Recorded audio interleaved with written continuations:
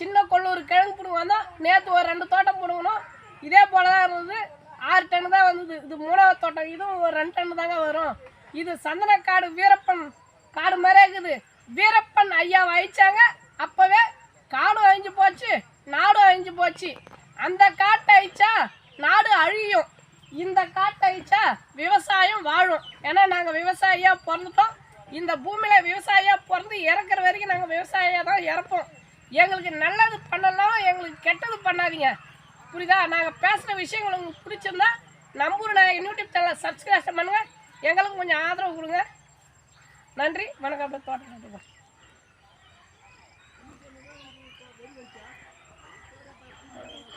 டேய் கூட்டு வாங்கடா.